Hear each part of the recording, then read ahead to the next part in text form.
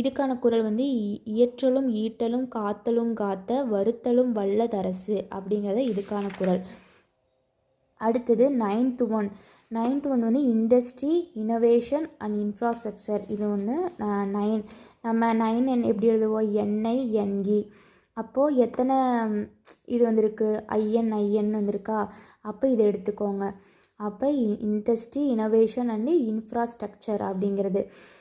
இதில் வந்து எப்படி இருக்குது, மெட்ரோ, ஐடல் பார்க்கு, அப்புறம் ஐடல் பார்க்கு, அதுக்கப்புறம் ரேபிட் ஐடி, இது மாதிரிலாம் நம்மளுக்கு வந்து வந்திருக்குல்ல.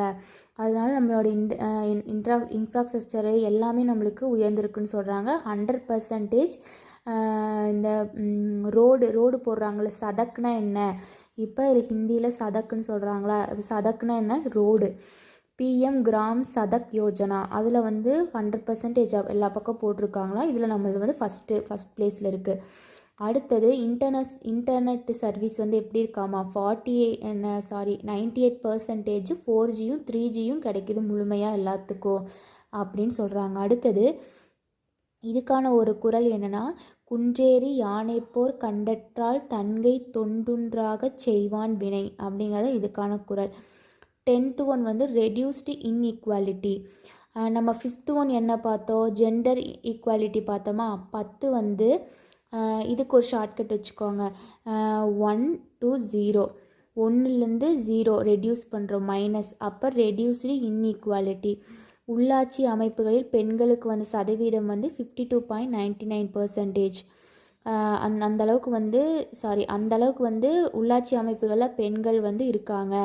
அதாவது பாதி ஆண்கள்னா பாதி வந்து 52% வந்து யார் இருக்கா, இந்த பெண்கள் இருக்காங்க. அடுத்தது professional and technical roles, professional ஒர்க்காக இருக்கட்டும், டெக்னிக்கல் ரோல்ஸ், இதில் எல்லாம் வந்து 59% வந்து யார் இருக்காங்கன்னா விமென்ஸ் தான் இருக்காங்க. இதுக்கான ஒரு குறள் வந்து பிறப்புக்கும் எல்லாம் உயிருக்கும் சிறப்பொன்று செய்தொழில் வேற்றுமையான் அப்படிங்கிறது வந்து சிறப்பொவ்வா செய்தொழில் வேற்றுமையான் அப்படின்னு சொல்கிறாங்க இதுக்கான குறள். 11th ஒன் வந்து சஸ்டைனபிள் சிட்டிஸ் அண்ட் கம்யூனிட்டிஸ். 11 வந்து சஸ்டைனபிள் சிட்டிஸ் அண்டு கம்யூனிட்டிஸ் அப்படிங்கிறது. இது வந்து பிஎம் ஆவாஸ் யோஜனா. ஆவாஸ் அப்படின்னா என்னென்னு தெரியும் உங்களுக்கு. ஆவாஸ் அப்படிங்கிறது வந்து வீடு தான் என்னென்னு சொல்லுவாங்க, ஆவாஸ்ன்னு சொல்லுவாங்க. நகர்ப்புறங்களில் வந்து 0.9% பேர் குடிசையில் வாழ்கிறார்கள். நகர்ப்புறங்கள் எத்தனை பேர் மட்டும்தான் இருக்காங்களாமா, 0.9% மட்டும்தான் குடிசையில் இருக்காங்க. இதுக்கான ஒரு குறள் வந்து